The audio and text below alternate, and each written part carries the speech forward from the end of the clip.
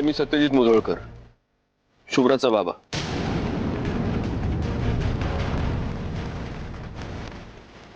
मी शुभ्राचा काका. पूर्ण नाव सोन्या अनंतराव मुधोळकर.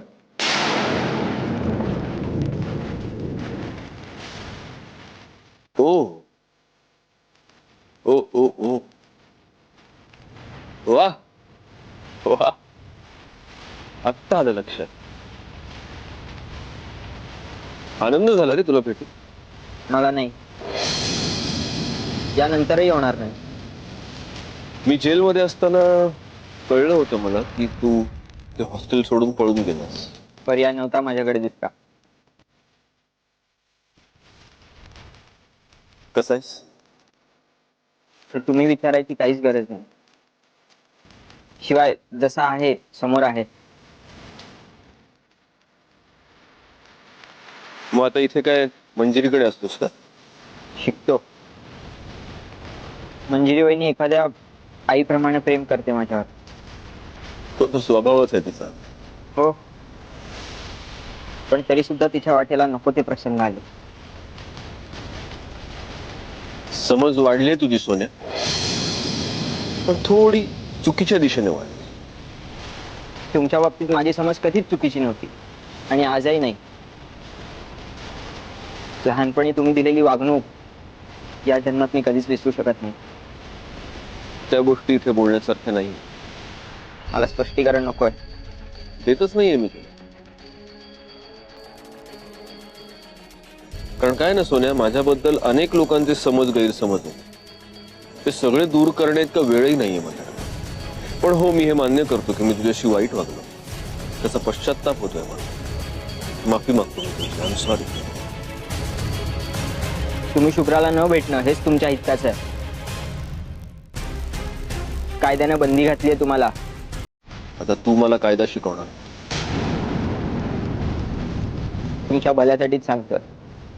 तेव्हा माझ्या भल्याचा विचार तू करतोयस याचाही आनंद आहे. केवळ माणुसकी म्हणून सांगतोय. आणि तुमच्यामुळे मंजिरी वहिनीने अजून मनस्ताप व्हायला नकोय. आणि त्याचा परिणाम शुभ्राच्या आयुष्यावर मुळीच व्हायला नकोय.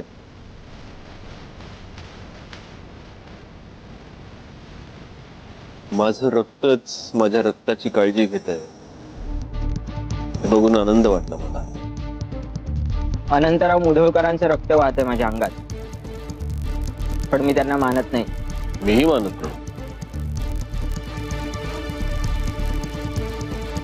शुभ्रा, चल मी पळतो आता.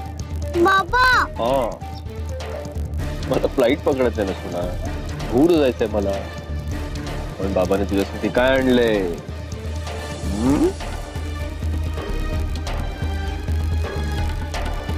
काळजी घे स्वतःची. आणि आपण आता भेटूच लवकरच. काय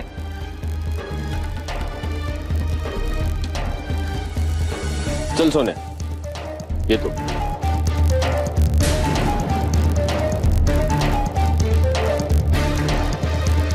सुखी राहा. आणि आपणही भेटूच लवकरच.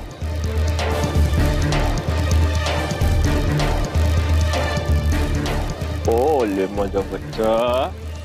असा असा असा असा नाही चालणार. असा असा असा. Good girl. Love you. Bye.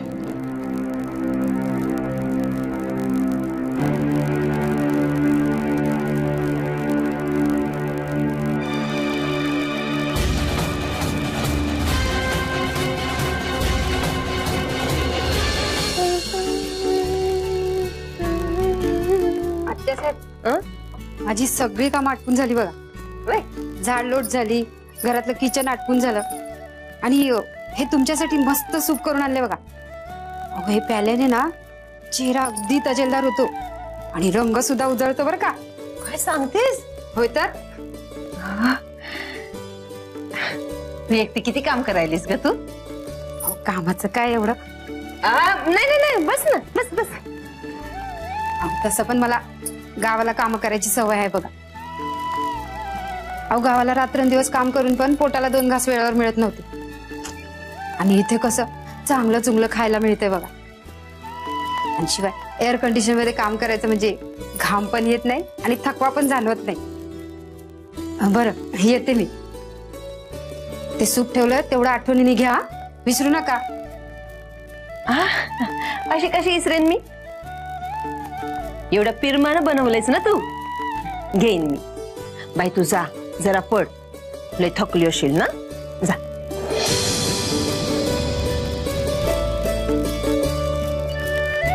काय ग, काय झालं? काही नाही आत्यासाहेब, एक विचारायचं होतं तुम्हाला. अगं मग विचार की. आपल्या आर्या बेबीला शाळेत कोण सोडणार आहे उद्या? कोण म्हणजे? मीच जाणार. अहो तुम्ही कशाला जाताय उन्हातानाचं? मी आहे ना, मी घेऊन जाईन तिला शाळेमध्ये. मला माहिती आहे आर्या बेबीची शाळा. तुम्ही म्हणत असाल तर मी घेऊन जाईन तिला शाळेत. अगं राहू दे की, तू कशा पायी? आधीच तुला घरात एवढी कामं आहेत, कुठं सवड मिळणार आहे? हे जाईन मी. अहो कामाचं काय एवढं, कामं तर होत राहतील.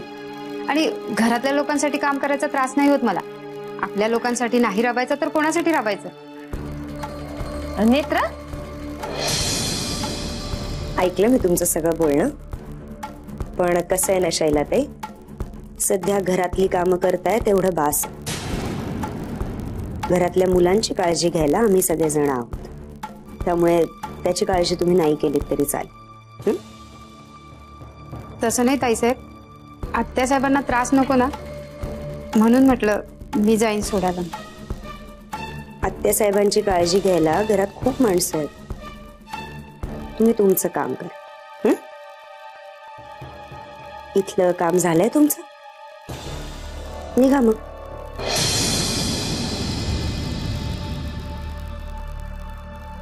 नेत्रा, का ग असं वाकड्यात शिरून बोलतेस तिच्याशी? अगं आपल्या घरातलीच कामं करते ना ती. आणि तेवढंच करावं ती. उगाच बाहेरच्या कामांमध्ये नाक खुपसायची गरज नाही. आणि आत्या तुम्हाला माहिती नाही का, सत्यजित दादांना आर्याची जबाबदारी आपल्या घरातली माणसं सोडून इतर कोणीही उचललेली आवडणार नाही. तरी तुम्ही असं बोलताय? अगं हो, पण लगेच एवढं तोडून बोलायचं का तिला? आत्या घरात काम करणारी बाई आहे. ती घरात काम करते आणि आपला भार हलका करते, म्हणून तिला डोक्यावर बसवून घेऊन तुम्ही तुमच्या डोक्यावरचा भार वाढवून घेऊ नका. येते मी. अगं नुसती घरातली कामं नाही करत ती, ब्युटीच्या टिपा पण देते. हे कुठे ठाव? सोने तू काय बोलतेस मला काही कळत नाही.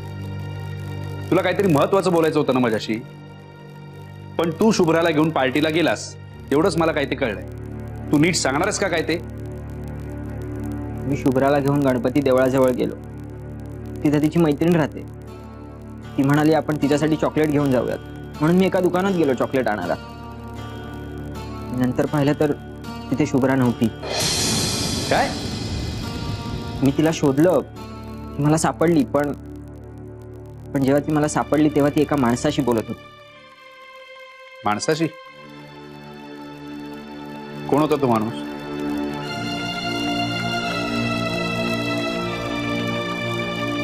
सत्यजित मुधोळकर.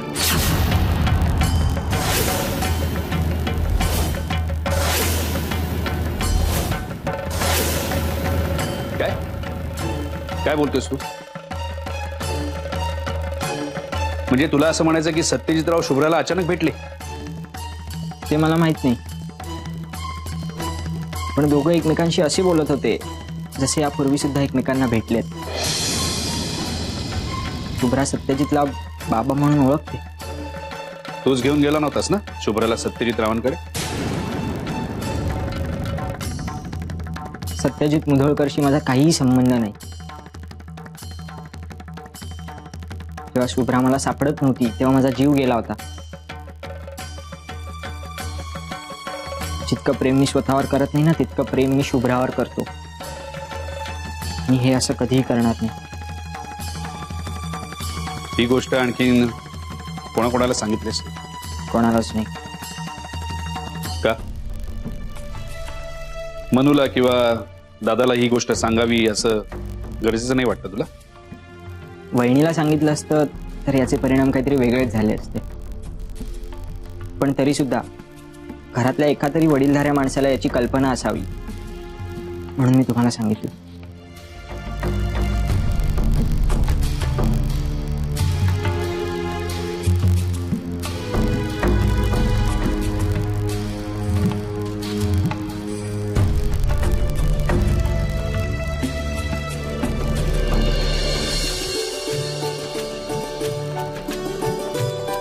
शुभ्रा, काय ग अशी काय बसलीस तू आणि काय लपवतेस मागे? सारखं सारखं काय लपवत असतेस तू? दाखव मला काय ते. चॉकलेट? मी तुला 1000 वेळा सांगितलंय की चॉकलेट खायचं नाही, दात खराब होतात अशाने. कुणी दिलंय तुला चॉकलेट आता? आई, माझी ती फ्रेंड आहे ना सिया, तिचा बर्थडे होता तेव्हा तिने मला चॉकलेट दिलं. शुभ्रा, सियाचा वाढदिवस जून मध्ये असतो माहितीये मला. आणि मी फोन केला होता दुपारी घरी, तेव्हा मला कळलं की तू सोन्या काकाला घेऊन बाहेर गेलीस. आता पटकन खरं खरं सांग मला, कुठे गेली होतीस म्हणून. शुभ्रा. आई, मला दुपारी बाबांचा फोन आला होता. म्हणजे मीच केला होता त्यांना. मी बोलले की भेटूयात आपण. मग ते दुबईला जाण्याआधी मला भेटायला आले होते. मी सोन्या काकाला खोटंच सांगितलं की माझ्या फ्रेंडचा बर्थडे म्हणून. शुभ्रा, हे नसते उद्योग कोणी करायला सांगितलेत तुला? तुला मी 1000 वेळा सांगितलंय की तू तुझ्या बाबांना भेटायचं नाहीस.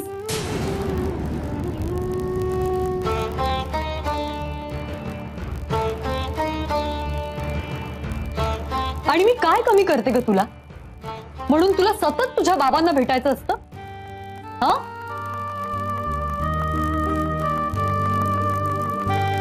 पण आई, मला बाबांची आठवण येते ना. त्यांना भेटावं वाटतं, त्यांच्याशी बोलावं असं वाटतं. तू नाही का तुझ्या बाबांशी बोलतेस? तसंच मला माझ्या बाबांशी बोलावं असं वाटतं.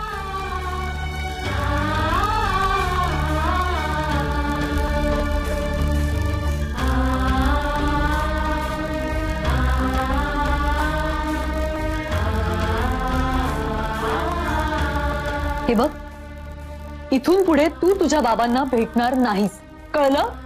पण का?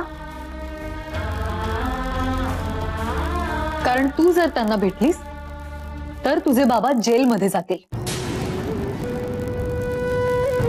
7 वर्षांपूर्वी कोर्टाने तुझ्या बाबांना तुला भेटण्यासाठी मनाई केली. आणि तुम्ही दोघं जर असेच भेटत राहिलात तर एक दिवस तुझ्या बाबांना तुरुंगात जावं लागेल. कळतंय का तुला?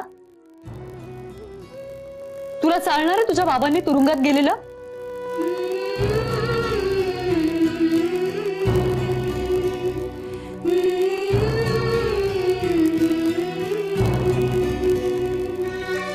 आई, माझ्यामुळे जर बाबा तुरुंगात जात असतील तर मी बाबांना कधीच भेटणार नाही.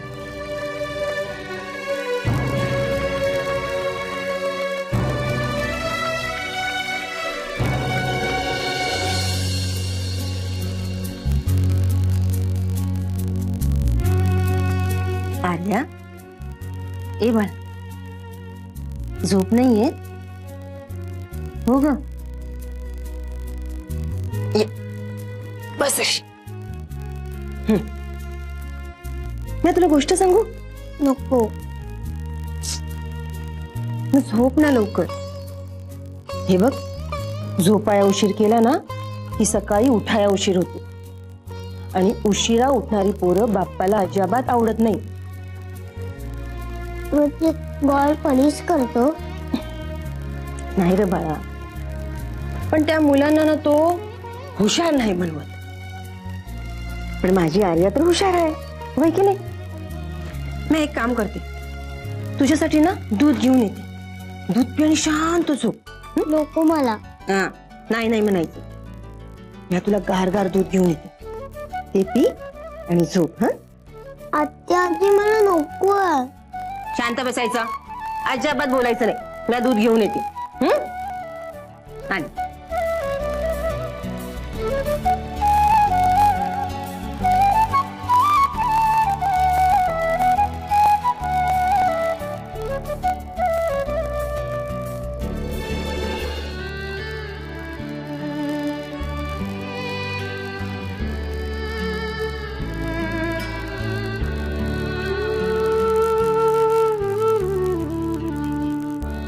गॉड, माझ्या बाबांना नेहमी सुखी ठेव. ते आता माझ्यापासून लांब आहेत ना, मग त्यांची काळजी घे. गेले किती दिवस बाबांना मला भेटायला वेळच नाही मिळाला. पण गॉड, ते शैला मावशीला जादू येते. ती मला माझ्या मम्माला भेटवणार आहे. तिला तिची जादू लवकर दाखवू दे ना, मग मी, मम्मा, बाबा एकत्र राहू.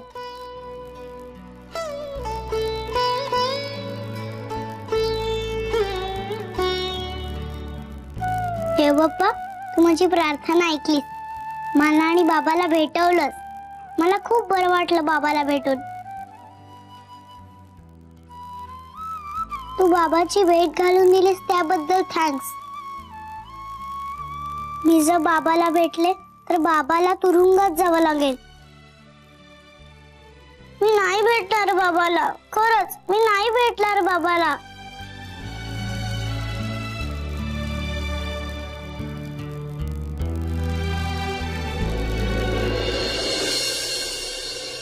आर्या, शाळेचा अभ्यास झाला ना? का नुसतीच चालली शाळेला?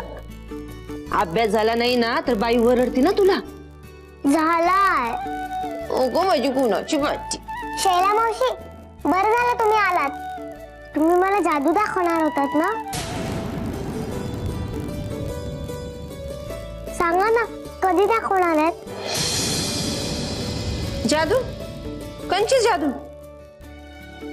काय ग शैला, काय म्हणते आर्या?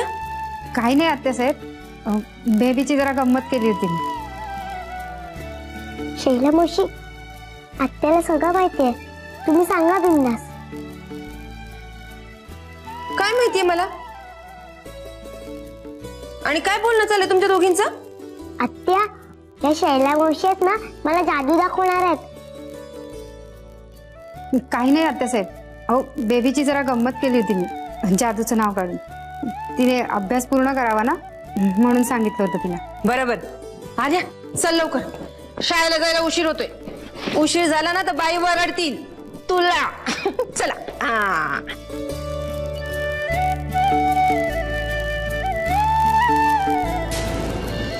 सोन्या, मला असं कळलंय की तू शुभ्राला घेऊन यांना भेटायला गेला होतास. काय? हो, पहिले शुभ्राला मी तिच्या मैत्रिणीकडे नेत होतो. ती मध्येच म्हणाली आपण चॉकलेट घेऊ. मी चॉकलेट घेत असताना ती कुठेतरी गायब झाली. मी तिला शोधलं तेव्हा ती सत्यजितशी बोलत होती. या आधी जर का मला माहिती असतं तर मी शुभ्राला नेलंच नसतं, कारण शुभ्रा मला त्या माणसाला भेटायला नको होती. तू भेटलास त्यांना? हो, माझी ओळख सांगितल्यानंतर माझ्याशी प्रेमाने वागायचा प्रयत्न केला त्याने. आणि वर असंही म्हणाला की बरं वाटतंय, माझंच रक्त माझ्या रक्ताची काळजी घेतंय. एक नंबरचा बनेल माणूस आहे हा. मला असं वाटतं की काकांना हे सगळं सांगायला हवं, म्हणजे ते पोलिसांना सांगून त्याचा व्यवस्थित बंदोबस्त करतील. सोन्या, तू खूप जास्त बोलतोस असं नाही वाटत तुला? शुभ्राच्या भल्यासाठीच सांगतोय. शुभ्रासाठी काय चांगलं आणि काय वाईट हे मला जास्त कळतं. आई आहे मी तिची. अगं वहिनी, कसं सांगू तुला? तू आपल्या चांगुलपणाचा फायदा घेतोय. सोन्या, एक मिनिट, मी थोडं बोलू का? सोन्या माणसाचा मूळ स्वभाव बदलत नाही हे मलाही मान्य आहे. पण ह्याचा अर्थ असा होत नाही ना की माणसाला बदलण्याची संधीच देऊ नये. मंजिरी, आपण शुभ्राला कितीही समजावलं दटावलं तरी ती सत्यजित रावांना भेटायचा प्रयत्न करणार. ते बाबा आहेत अगं तिचे. आणि एका मुलीसाठी बाबा काय असतात हे मी तुला सांगायची गरज नाही ना.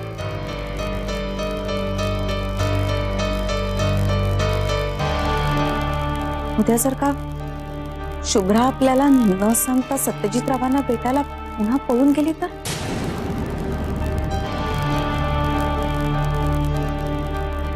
आणि काही बरं वाईट घडलं तर?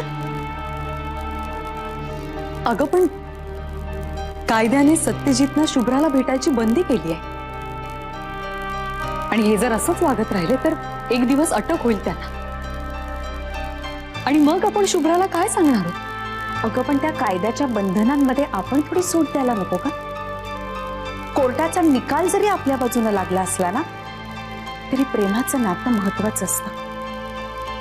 गेली 7 वर्ष आपण शुभ्राला सत्यजित रावांपासून दूर ठेवलंय. काय घडलं? त्यानं काही फरक पडला का? छोटी शुभ्राच्या प्रेमामुळे ते दोघ जण एकत्र आलेच ना. कायदा नात्यांवर बंधनं घालू शकतो, नातं तोडू शकत नाही. सत्यजित रावांच्या आणि शुभ्राच्या प्रेमामुळे ते एकत्र आलेच. कायद्यामुळे ना नाती अवघड होतात आणि प्रेमामुळे ती सोपी होतात.